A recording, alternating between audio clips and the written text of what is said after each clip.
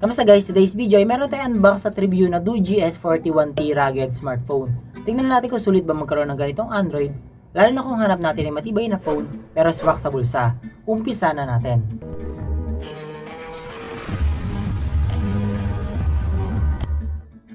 May mga similar na model tong S41T ng Doogee natin guys, katulad ng S41 Plus, S41 Pro at S41 Max. Pero itong S41T yata yung pinaka-rare na model nila. Mga colors na na-release dito ay mayroong shade ng orange, shade ng green at itong itim na pinili ko. Buksan na natin to guys para ma-review.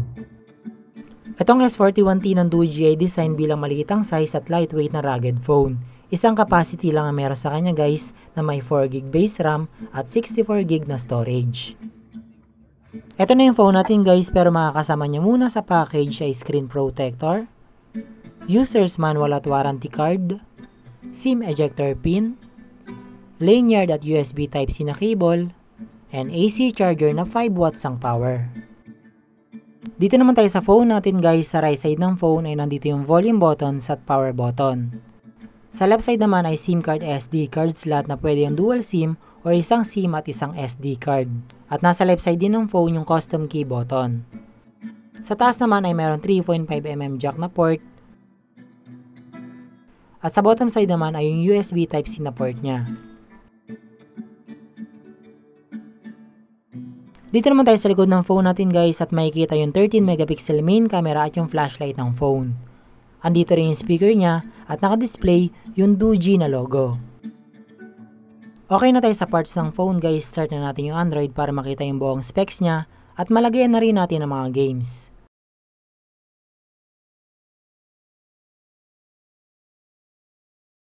Ito na yung phone natin guys, nag-start na at na-setup ko na din. Smooth na rin siya para sa akin bilang average smoothness at stock OS to guys, walang bloatware. 5.5 inch ang sukat ng screen, HD Plus display, IPS LCD. Unisoc T606 ang processor, octa-core na yan guys. Sa setting niya ay Android 14 ang operating system, 6300 mAh ang battery, 4GB ang base RAM at may 4GB na RAM expansion para bumilis yung loading ng apps or games at multitasking, pero yung additional na 4GB na yan ay kinuha sa internal storage niya. Itong S41T ay meron daw lumang model variant na Android 13 ng OS, pero itong akin ay mas latest na ang operating system. 64GB ang ROM nitong S41T natin. At isa sa nagustuhan ko dito ay meron siyang smart key na pwede mo ma-customize yung button sa left side ng phone. Katulad ng one click mag-open yung calculator, double click naman para mag-open yung phone call, at long press naman para mag-open yung orasan na app.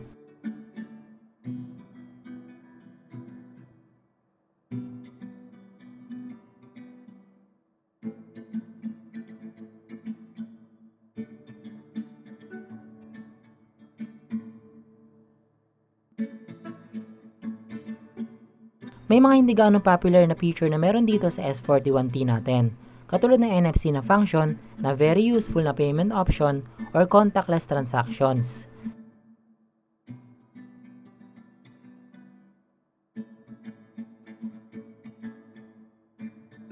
At meron ditong gloves mode na function na katulad na rider ka na mahilig na kabalot ang kamay para sensitive ba din yung touch ng phone natin. Shockproof yung phone natin guys dahil pinagsamang rubber plus metal plus plastic yung gawa ng phone na to with up to 1.8 meter na height sa drop. And waterproof na din siya with at most 1.5 metro na lalim sa tubig within 30 minutes at siguraduhin lang natin na nakasarado yung mga flaps para hindi mapasukan ng tubig. Ito naman guys, mga sample images and video captured ng ating Doogee S41T rugged smartphone.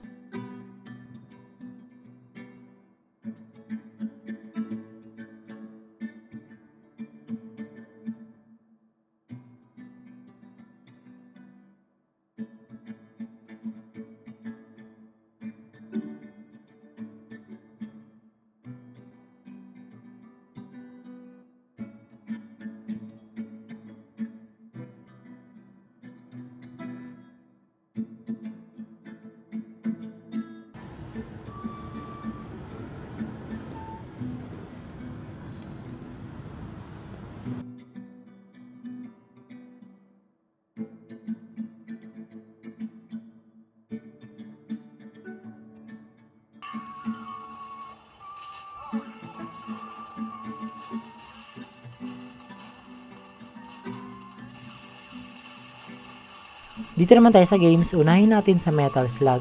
Swabe yung galawan kahit naka-manual aiming tayo sa setting, kaya smooth na tong S41T sa mga 2D games katulad nito.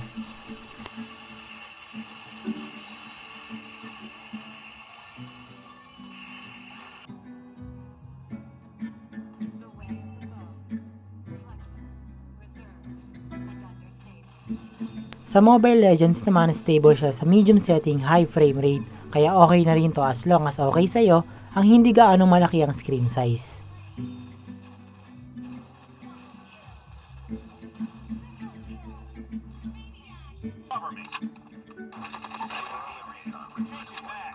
Sa FPS naman, katulad nitong CODM, wala siyang gyro pero at least playable siya sa medium setting na graphics quality, kaya malalaro mo naman siya ng maayos.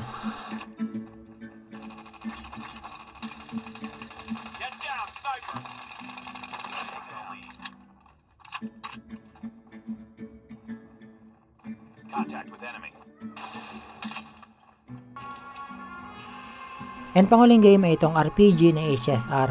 Okay siya sa low setting para malaro natin yung ganitong game.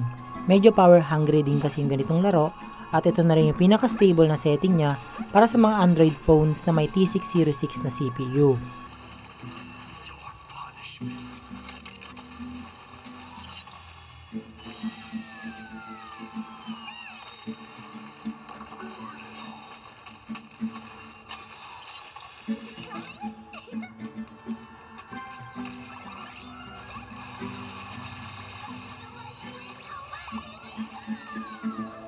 And ito naman guys, yung Antutu benchmark results ng ating Doogee S41T rugged smartphone.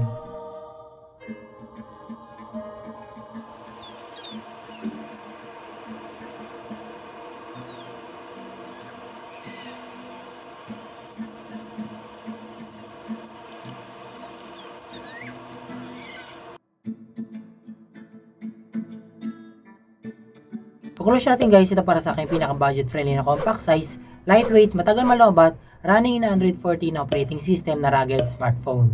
Added bonus na rin na mayroon siyang NFC na function as well as convenient na custom key button. At nakakapag-games ka na rin naman dito at least low to medium setting, kaya ayos na rin siya bilang phone natin, lalo na sa mga outdoor person or mga riders na kailangan ng matibay na Android. And salamat guys sa panonood, huwag kalimutan mag-subscribe, like and follow para mapanood nyo agad susunod na unboxing ng mga rugged smartphones.